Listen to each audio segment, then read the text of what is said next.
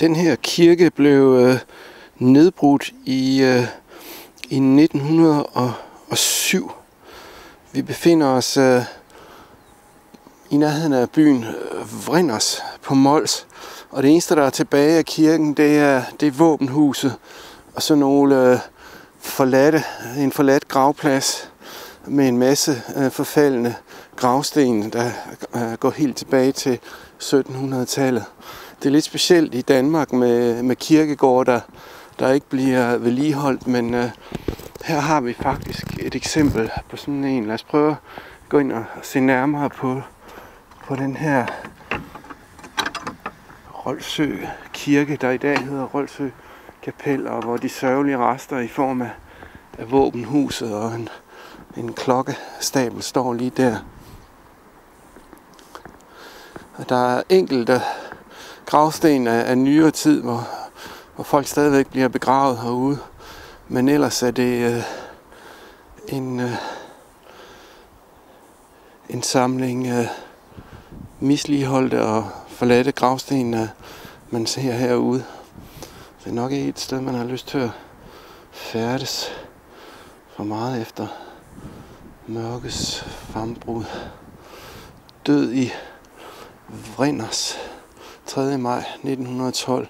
Født i Jebjerg 27. august 1826. Anna K. Johansen. Født Pedersen. Og sådan en såkaldt klokkestabel her med en gammel klokke fra 1892. Stadigvæk er her.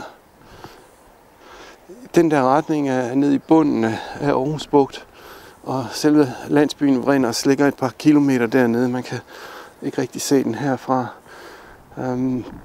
Grunden til, at der i hele taget blev anlagt en kirke her, var fordi, at der lå en by, Rolsø her, som blev nedlagt i slutningen af 1600-tallet.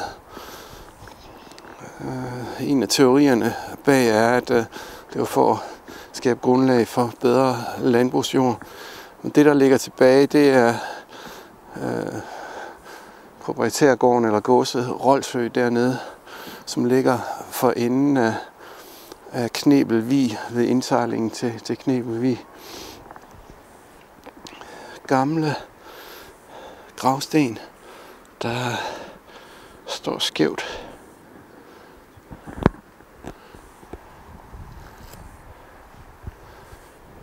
I England er det meget almindeligt at ligesom lade gravsten og kirkegård gå i forfald, men i Danmark er det lidt af en undtagelse med sådan noget her. Den ligger kønt på en bakketop. Selve kirken er fra 1175. Og da man så i 1907 skaffede midler nok til at bygge en ny kirke i Vrinders. Moderne murstenskirke, der ligesom er et stilbrud i forhold til de gamle kalkkirker. Jamen så i 1908, så mintant, når man så ikke rev Rolsø kirken ned. Ikke så almindeligt. Mette Kirstine Schmidt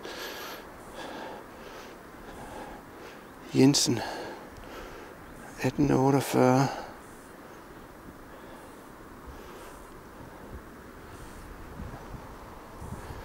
Under en tjørn.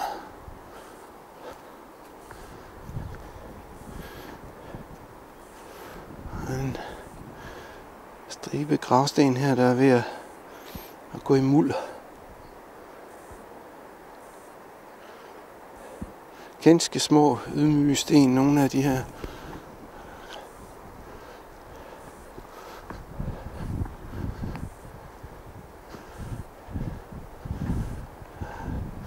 Her er der en stort set ulæselig sten. Indlagt hvidt marmor, som er bedre bevaret end selve stenen. 1879 står der vist et sted.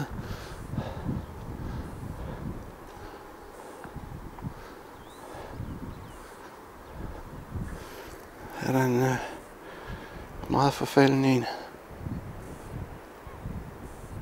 Den der retning, det er hen over Aarhus Bugt. Vi er cirka over for Studstrupværket, længere inde i bugten end Aarhus er.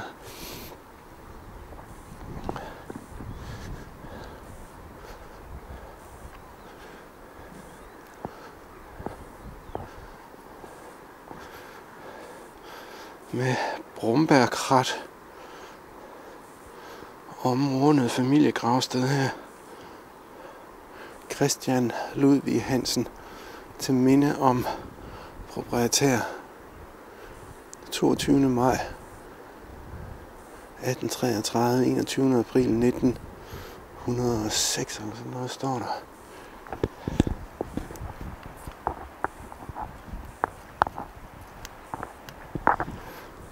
Vedbænd. Er der en kæmpe sten, som det faktisk ikke umiddelbart er til at læse på. Den er stor med en tjørn. Og et forfaldent jerngær her.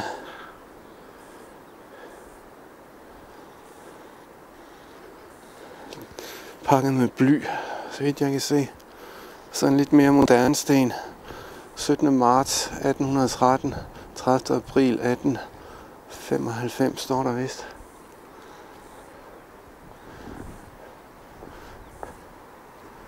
Sognefoder, Dannebrogsmand, Anders Iversen, født i Vrinders, stavet med D, 25. oktober 1827, død samme sted 27. august 1885, og hans hustru Anne Mikkelsen.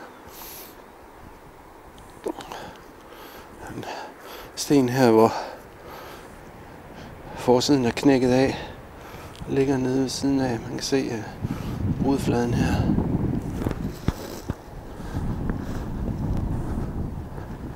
Smukt beliggende ud til vandet. Det siges, at placeringen blev valgt på den der måde i 1175, ved at man slap nogle kvier løs, og der hvor de lå og sov dagen efter, der byggede man kirken. Efter først at have forsøgt at bygge den et andet sted, hvor trolde i løbet af natten skulle have revet det ned, man lavede i løbet af dagen. Men her har den altså ligget til 1908, hvor man minsandten tog en fin gammel romersk kirke og rev den ned. Det er specielt. Der er også nogle jernkors her. Det ser man heller ikke så tit. Herunder hviler støvet af Jørgen Jens gårdmand Vrinders, død den eller andet 1866. Endnu en jernsten herovre. Cirka samme stil.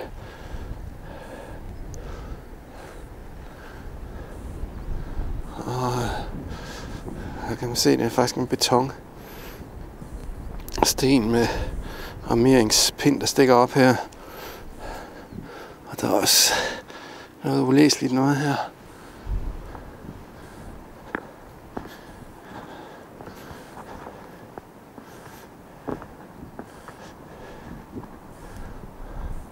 Men altså, der er jo stadigvæk nye begravelser herude. Familiegravsteder, hvor man ikke har haft lyst til at bryde med traditionen. Men sådan en som den her er også i hvert fald sikkert 150 år gammel.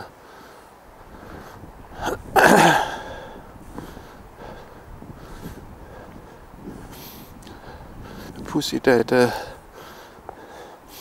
stenen her er så forfalden, men det der må være en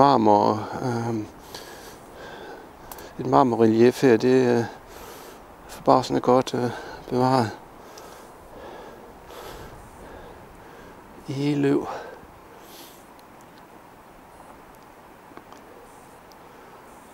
sådan en skriftplade, der ikke er til at læse umiddelbart. Så hvis man synes, det er lidt spændende med sådan gang kirkegårdsforfald, så kan man besøge stedet her. Sølle våbenhus tilbage af, hvad der i forhold til indledningsfotografiet var en flot og harmonisk kirke, der ligesom mistede sin berettigelse, da landsbyen, den tilhørte et par århundreder inden blev nedlagt, og hvor man så fra Vrinders, der lå ud til en af de centrale landeveje på Mols, har syntes, at der var for langt ud til kirken her, og derfor byggede en ny i Vrinders by af moderne mursten.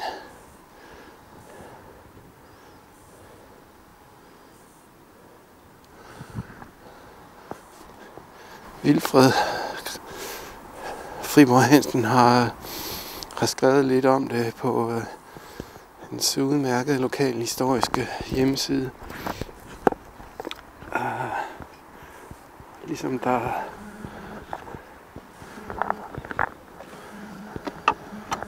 her på stedet også er en folder, hvor man kan læse om kirken her. Men ellers vil jeg anbefale, at man finder Vilfred Friborg Hansens lokalhistoriske hjemmeside. Der er rigtig mange historier om Djursland, specielt Syddjursland. Alt muligt om slotte og byer og landsbyer og mennesker i området. Han er historiker og jo også tidligere borgmester i Syddjurs Kommune.